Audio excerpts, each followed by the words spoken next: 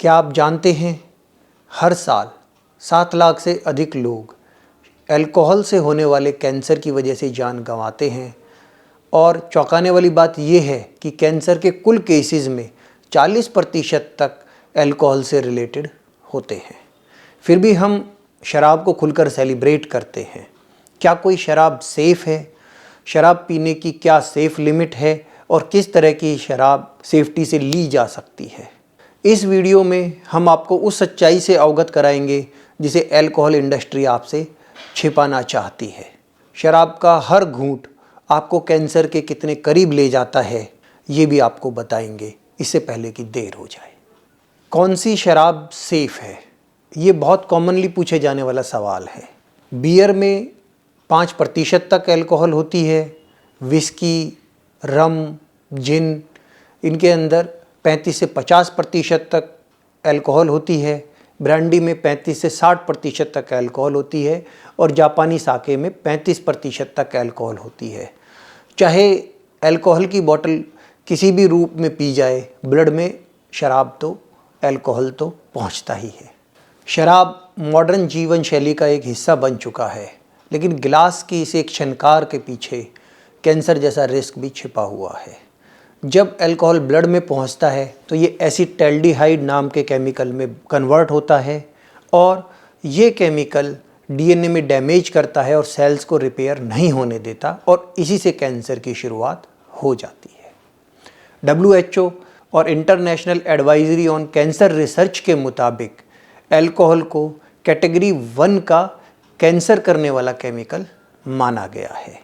इस अल्कोहल से मुंह और गले के, फूड पाइप या ईसोफेगस के, लीवर के, स्टमक के, पैनक्रियाज के, कोलन और रेक्टम के और ब्रेस्ट के कैंसर का रिस्क बढ़ता है। और शराब पीने वाले ज़्यादातर लोग इस फैक्ट को जाने बिना शराब पीते हैं कि अल्कोहल की वजह से कैंसर भी हो सकता है क्या।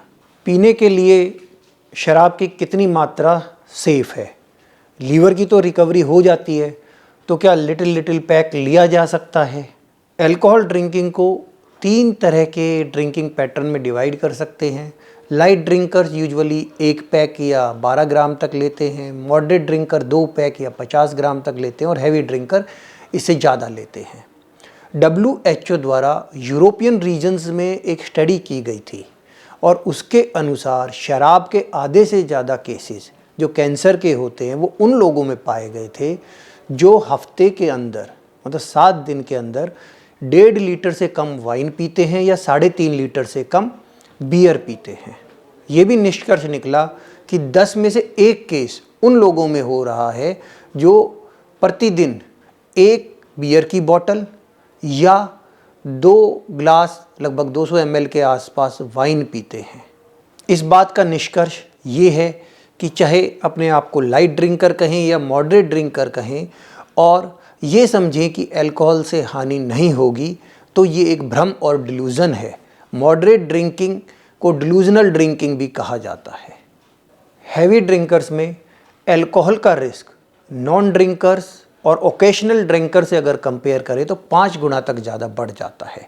मतलब शराब को जितनी ज़्यादा मात्रा में पिया जाता है, कैंसर का रिस्क उतना ज़्यादा बढ़ता जाता है। और अब सबसे महत्वपूर्ण सवाल, अल्कोहल की कितनी लिमिट सेफ़ है? अमेरिकन डाइटरी गाइडलाइंस के अनुसार 21 वर्ष से पहले शराब नहीं पीनी चाहिए और 21 वर्ष के बाद भी बेस्ट तो यही है कि शराब को अवॉइड किया जाए। लेकिन अगर पीनी है तो उसको लिमिट करना चाहिए और अल्कोहल की जो डेली लिमिट है वो पुरुषों के लिए 2 पैक तक और महिलाओं के लिए 1 पैक तक है। 2025 की US सर्जन जर्नल एडवाइजरी के अनुसार लिमिटेड अमाउंट में भी अल्कोहल पीने से कैंसर का रिस्क बढ़ता है। अधिकतर लोग इस बात को नहीं जानते हैं, जबकि अल्कोहल प्रिवेंटेबल कैंसर का तीसरा सबसे कॉमन कारण है।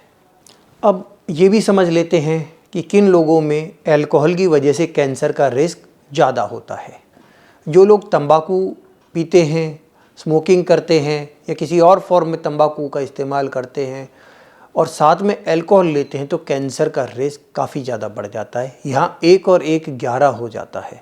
जो लाइट ड्रिंकर्स हैं उनमें 5 गुना तक और हैवी ड्रिंकर्स में 30 गुना तक कैंसर का रिस्क बढ़ जाता है यदि साथ में टोबैको का प्रयोग किया जाए तो। फैटी लीवर डिसीज़ में अगर अल्कोहल लिया जाए तो 10 गुना तक लीवर कैंसर का रिस्क बढ़ सकता है। ओबीज या मोटापा है उस केस के अंदर colon cancer, rectum cancer, breast cancer, stomach cancer का रिस्क 2 से 3 गुना तक और बढ़ जाता है अगर साथ में अल्कोहल ली जाए तो। 50 वर्ष से बाद की आयु में अल्कोहल लेने से कैंसर का रिस्क 2 से 3 गुना तक और बढ़ जाता है। फीमेल्स में मेल के कंपैरिजन में अल्कोहल लेने से कैंसर का रिस्क ज़्यादा बढ़ता है और अगर कोई जेनेटिक प्रीडिस्पोजिशन है या जेनेटिक फैक्टर है जिससे कैंसर हो सकता है तो उन लोगों में भी अल्कोहल लेने से कैंसर का रिस्क बढ़ जाता है। तो इससे ये तो समझ में आता है कि जो सेफ़ लिमिट कही जाती है वो हर इंसान के लिए सेम नहीं है, हर किसी के लिए अलग अलग है। ऐसा नहीं है कि एक ही साइज़ की शर्ट हर किसी को पहनाई जा सकती है। अल्कोहल से कैंसर के साथ साथ बाकी और डिसीज़ जैसे कि कार्डियोवास्कुलर डिसीज़ का रिस्क भी बढ़ता है। लेकिन क्या अल्कोहल से कोई बेनिफिशियल हेल्थ इफ़ेक्ट भी है? रिसर्च ने, मल्टीपल शोध ने ये शो किया है कि अल्कोहल से कोई भी बेनिफिट नहीं होता है, उसका हार्मफुल इफ़ेक्ट बहुत ज़्यादा है। अल्कोहल इंडस्ट्री इस बात को उजागर नहीं होना देना चाहती है कि अल्कोहल की वजह से कैंसर का रिस्क बढ़ता है।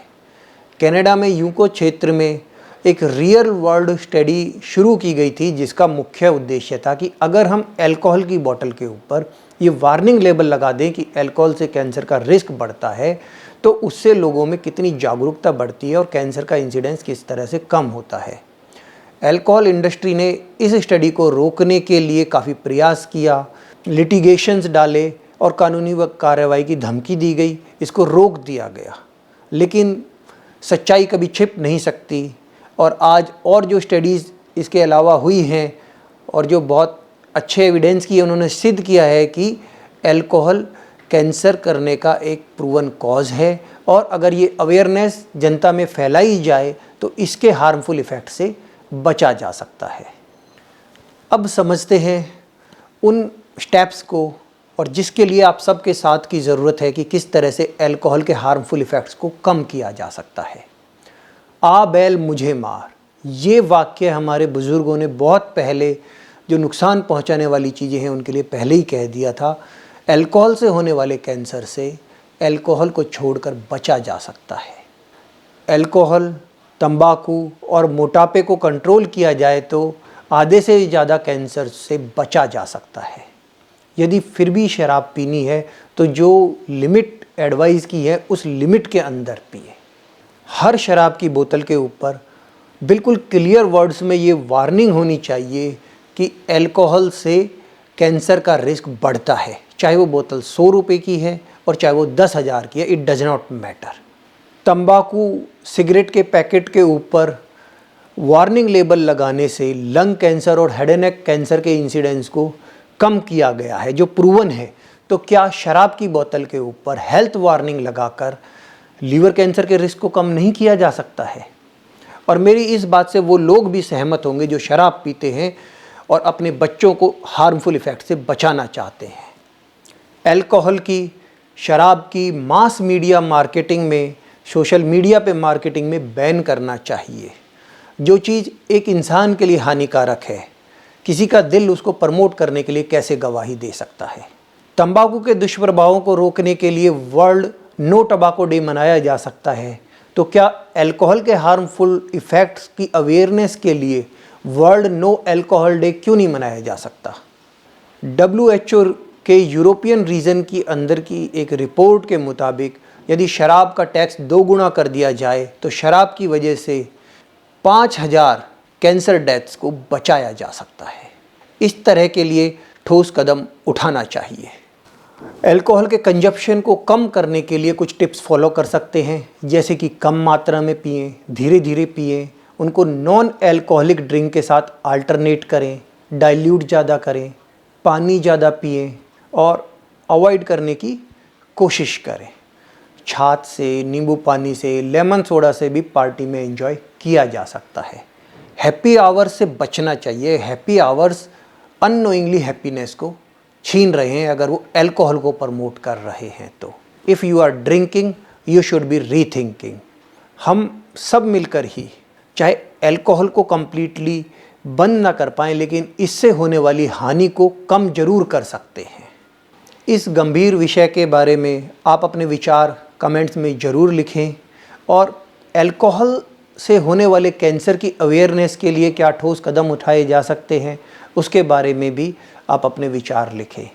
वर्ल्ड नो अल्कोहल डे जो अल्कोहल से होने वाले हार्मफुल इफ़ेक्ट्स की अवेयरनेस को लोगों में पहुंचाए, उसके बारे में भी क्या किया जा सकता है, ये भी तर्क ज़रूर लिखें।